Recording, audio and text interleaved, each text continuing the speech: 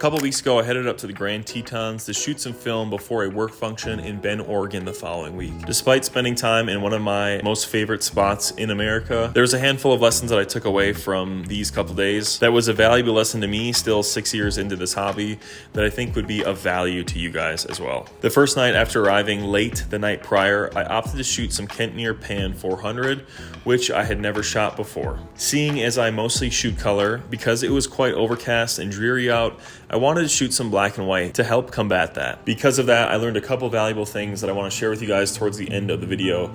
But for now, let's just get to shooting.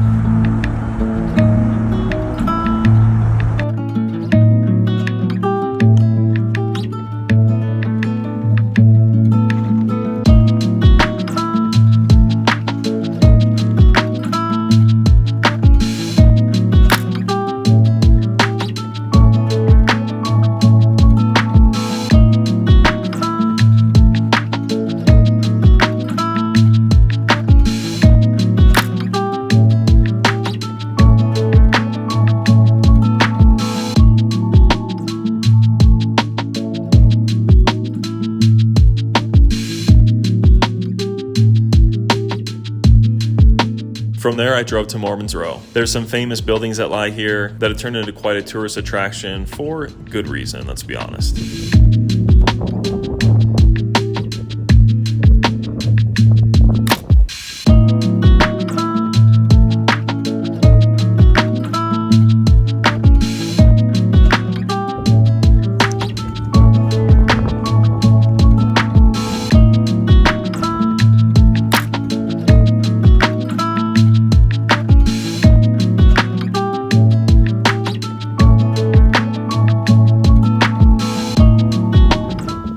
After shooting all morning, it was brunch time, and then I scouted out a camping spot for the night and a spot to film some cooking content for my 9 to 5. Despite finding a pretty epic spot, I was swarmed by giant horseflies and quickly drove back down the valley to cook up some burgers on the skottle.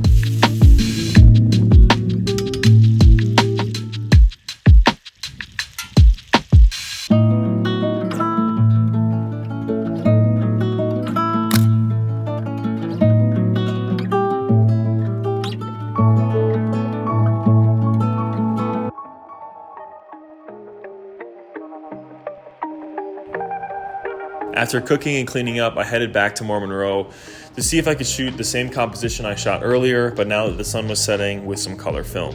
At this point, I pretty foolishly loaded up some tungsten-based film. Honestly, I just wasn't paying attention and grabbed some color film and didn't even think about what the white balance would be at all. If you don't know, tungsten balanced film is gonna be more for shooting indoors with tungsten balanced light instead of the natural light that we get outside. Because of this, the negatives were gonna automatically lean much colder than they should have right off bat, making color correction and editing significantly harder. I had realized this towards the end of the roll, but thought it would be fine because I had shot some portraits of my buddy Johnny some years back on Cinestill 800T, and honestly, despite them being shot in daylight, the colors and his skin tone looks really great. Sadly, editing these photos was not nearly as editing those photos back then, so hopefully this is a mistake I will only be making once.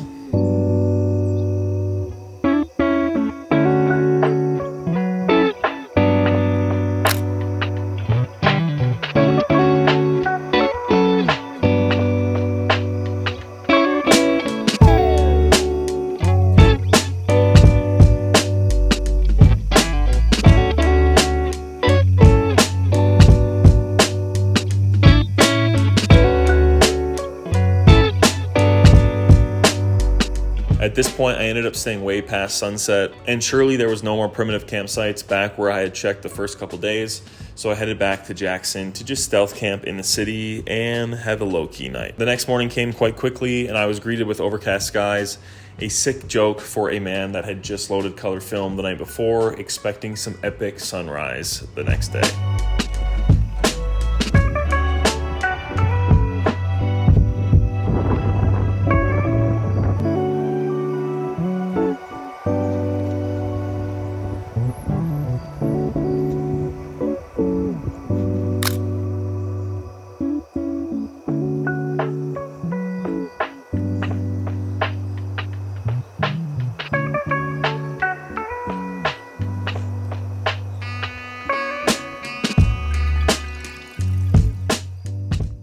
From here, since I saw it was going to be overcast for the foreseeable future, I packed my stuff up, threw the cameras back in the Pelican box, and headed north for hopefully better weather. From there, I attended a work trade show featuring off-roading and overlanding products as a quick pit stop over the weekend. I then headed up to Cannon Beach, Olympic National Park, and North Cascades mountain range to test some more 35mm film, so make sure you stay tuned for those videos coming out in the subsequent weeks. There are some of my best photos to date and some really encouraging stuff for some of the more independent budget film stocks. So with all that being said, let's talk about the valuable lessons I learned, broken down, and spelled out plainly for you. The first and biggest one is, when in doubt, shoot black and white. First, it looks good in pretty much all weather conditions. Whether it be super sunny afternoon light or the foggy, overcast morning, there's some sort of epicness that comes with black and white that makes the photo just more timeless, I guess. It also simplifies shooting into mostly exposure and composition. You're not worrying about color theory, or balancing colors. There's no saturation you have to worry about. It, at the end of the day, makes it a lot simpler. Next, it has more dynamic range and ultimately more wiggle room for mistakes. And then last up, it's cheap. From buying the film stock to getting it developed and scanned, black and white is cheaper than color, so it's a great learning ground for new film photographers or people who want to test out certain composition techniques, etc., etc. So ultimately, I need to be more selective with my color photos, be less afraid to shoot black and white more,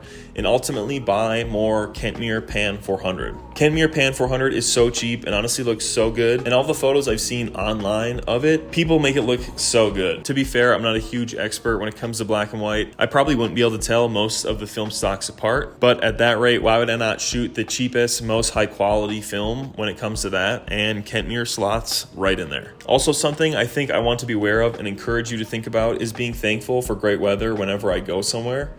It's easy to take for granted that I could have easily had 36 hours in Grand Tetons with overcast or rainy conditions, which in my opinion would be fun to shoot, but would make it significantly more difficult, whereas getting the nice sunny days and nice sunrise and sunset conditions makes shooting much more of a breeze. So I'm happy that I did get some nice lighting at the end of the first day, even if it was for only a couple hours. That being said, last time I was here, I got some really epic morning light and subsequently photos on my Mamiya 7, one of which I have hanging as a huge print in my house right now. And having gone back now for a second time, I'm so grateful for having that morning then, in addition to all the great weather those handful of days I was there. Also, I want to shout out Midwest Film Co. as they developed and scanned all of the film from this trip, from the Tetons and then the Cascades, which you'll be seeing soon. They really knocked it out of the park with all the scans and colors on the film. Otherwise, I think that's going to do it for this one, guys. Thank you so much for watching. Hopefully you learned something and can take away something from the mistakes and errors that I made, so you hopefully don't do them in the future. Otherwise, let me know down in the comments which photo was your favorite. And until the next one, stay safe, stay shooting. Adios.